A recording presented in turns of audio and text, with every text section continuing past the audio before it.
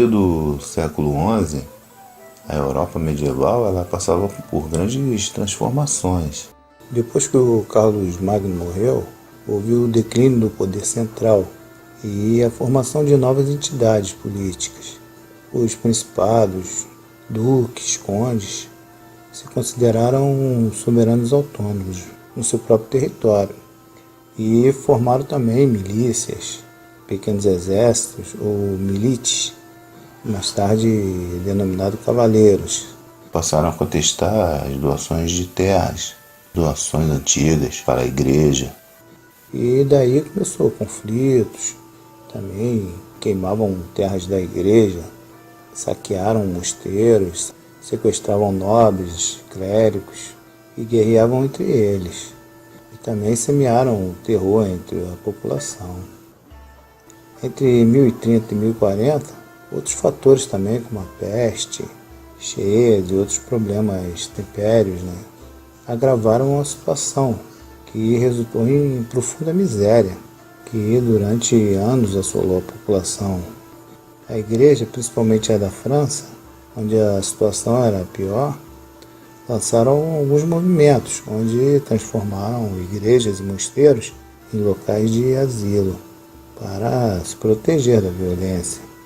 A Paz de Deus foi o primeiro movimento, que nasceu em Puy, no ano de 900, onde proibia ataques a essas populações desprevenidas e também o saque aos bens da igreja. E mais tarde, em 1027, a Trégua de Deus, que proibia ações guerreiras entre sexta-feira e segunda, em comemoração ao tempo pascal, que acabou sendo promulgada pelo Papa em 1095. Os maiores problemas da igreja eram as investiduras leigas, no caso, que eram os reis, imperadores, que nomeavam os bispos. E o cargo de bispo ele era mais político do que religioso. E os bispos eles indicavam o Papa, mas só que principalmente o rei da Germânia, da Itália, tinha muita influência sobre a escolha do Papa. Também a simonia, que era a compra e venda de títulos de bispado e outros cargos também eclesiásticos. Também o nicolaísmo, que não admitia o celibato para os clérigos e defendia o concubinato. O Papa Clemente II ele iniciou uma reforma da igreja e o principal objetivo era organizar a escolha papal. Em 1047, um ano após ser eleito, ele acabou morrendo. Quando o Papa Leão IX assumiu, estava no meio da crise entre a nobreza e o clero. E o Leão IX ele viajou pela Europa tentando reformar, principalmente nessas questões morais, da simonia e o casamento, o concubinato também, a questão da investidura. Em 1054, houve a cisma do Oriente.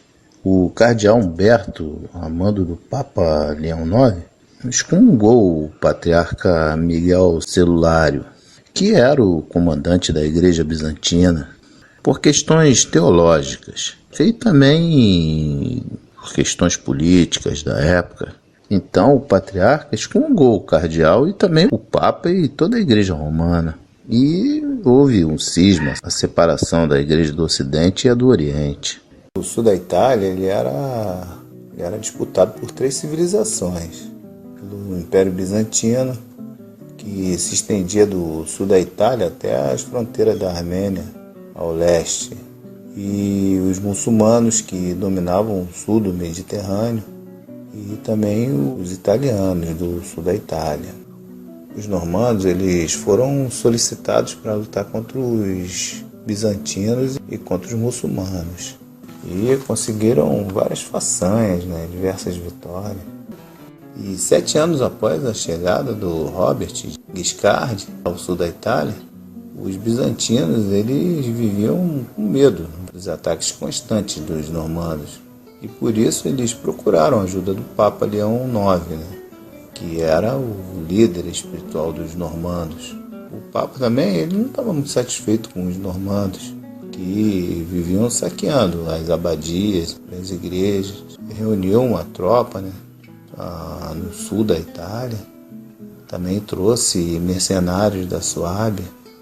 E o Papa ele veio encabeçando o exército, veio na frente, com seu cavalo e tal. E os normandos ainda tentaram negociar com o Papa e tal, para não haver uma batalha contra o Papa. Mas os normandos acabaram sendo hostilizados pelos aliados do Papa. E, segundo Guilherme de Puglia, os aliados do Papa foram aniquilados pelos normandos. O Papa ele fugiu para Civitale, mas foi perseguido pelos normandos e capturado. E só foi libertado 9 meses depois, até que ele reconhecesse a vitória dos normandos, né? E eles libertaram o Papa depois desse tempo, e pouco tempo depois ele acabou morrendo. O Nicolau II, em 59, ele promulgou a bula In Nomine Domini, estabelecendo como único eleitor do Papa os cardeais da Igreja Romana. Mas ainda existia uma forte influência césaro-papista, e a escolha do Papa precisava ainda da confirmação do imperador. A Sicília ela havia sido conquistada pelos islâmicos, e era uma fortaleza muçulmana há mais de 250 anos. E nesse tempo o Papa era o Nicolau II. Ele queria também conquistar a Sicília, né? Ou pelo menos expulsar os muçulmanos dali. E acabou fazendo um acordo com os normandos, onde os normandos eles lutariam com a bandeira papal, tal, em nome de Deus, em nome da igreja, e fizeram uma espécie de guerra santa. E o Robert ele lutou com a bandeira papal, uma guerra extremamente violenta, né? E durante 3 anos os normandos eles saquearam em nome de Cristo, né? Eles invadiram cidades e tal. Porém, essa conquista não foi muito fácil, mas eles conseguiram, liderados pelo irmão do Robert, o Roger. Em abril de 1071, o Alexandre II morreu e o Hildebrando de Clone foi eleito Papa, o Papa Gregório VII. Gregório e os que o sucederam eram oriundos da vida monástica e achavam que a vida monástica era o padrão que todo clérigo deveria seguir. E para isso era preciso continuar as reformas e ir até um pouco mais além. O Hildebrando ele havia trabalhado muitos anos nos bastidores, né, por esse ideal. Ele era um homem de muita habilidade política e foi clamado pelo povo antes de ser eleito pelos bispos. E assim que foi eleito, vieram um pedido de socorro de Constantinopla para a Igreja do Oriente. Nesse tempo, estava sofrendo assédio dos turcos, seljúcidas. O Gregório viu uma oportunidade de estreitar os vínculos com os cristãos orientais, né? E estender a autoridade romana para o Oriente, a Igreja Oriental e as regiões que estavam sob o domínio dos muçulmanos. Em suas correspondências, ele fala num sonho de grande empreendimento militar, no estilo das cruzadas, né? E ele acabou convocando. Porém, o Gregório ele não teve êxito, porque ninguém respondeu o seu chamado, mesmo ele se oferecendo para comandar as tropas pessoalmente. E logo ele abandonou essa ideia. Ele também tinha um olhar voltado para a Espanha, onde os mouros dominavam, mas também não colocou esse projeto em prática. E acabou deixando de lado esses projetos de reconquista. Daí iniciou uma série de movimentos de reforma, conhecido como a Reforma Gregoriana, onde a questão da investidura e também essa questão da autoridade do Papa sobre os bispos, e só o Papa poderia resolver questões de transferências, enfim. Essas reformas, elas sofreram grande influência do movimento cluniânico, que surgiu nos mosteiros de Cluny no início do século X. A Ordem de Cluny é uma ordem religiosa monástica católica. A reforma de Cluny, ela queria mais independência do abade, dos senhores de terra, que interferiam na operação dos mosteiros, por influência da integração da igreja com o sistema feudal e senhoral, e também reforçar as regras de São Bento. E acabou viajando também pela Europa e nomeou também legados papais para viajarem também, e convocando sínodos e impondo os decretos papais. E houve resistência, porque a maioria do alto clero eles foram colocados nos cargos pelos reis. Os bispos e abades leigos, eles deviam fidelidade aos reis, por terem sido nomeados por eles. E ele acabou conquistando vários inimigos. E daí começou o conflito entre o rei e o papado. Havia muitos clérigos casados que ocupavam os cargos e não estavam dispostos a abandonar suas esposas, famílias e filhos em apoio ao movimento, e acabaram se unindo aos simônicos, que se opunham à reforma. Tinha também a questão das terras, e os soberanos eles tinham controle das terras da igreja, pelas terras da igreja não serem hereditárias. Então, o que aconteceu? Houve uma perseguição de populares aos clérigos casados em Milão. E alguns desses clérigos eles foram pedir socorro ao Henrique IV, imperador do Sacro Império, na Alemanha. Então, o Henrique IV ele acabou depondo o bispo de Milão. Ele nomeou um capelão, Tedaldo, como bispo de Milão, sem a permissão do Papa. E o Papa já havia escolhido em Roma o Otto de Milão. E em 1076 o Gregório acabou excomungando o imperador e também o considerou deposto. Então o Henrique IV ele escreveu uma carta para o Papa, o qual retirou o apoio do Papa e também chamou o Papa de falso monge, e depondo o Papa e pedindo uma nova eleição para um novo pontífice. Daí começou o conflito, que ficou conhecido como a questão da investidura. Os príncipes alemães e os aristocratas eles já haviam se rebelado contra o Henrique IV na Batalha de Langensalza e alegaram também autonomia diante do Império e instalaram senhorios locais sobre os camponeses e os bens, e acabaram apoiando a deposição do rei.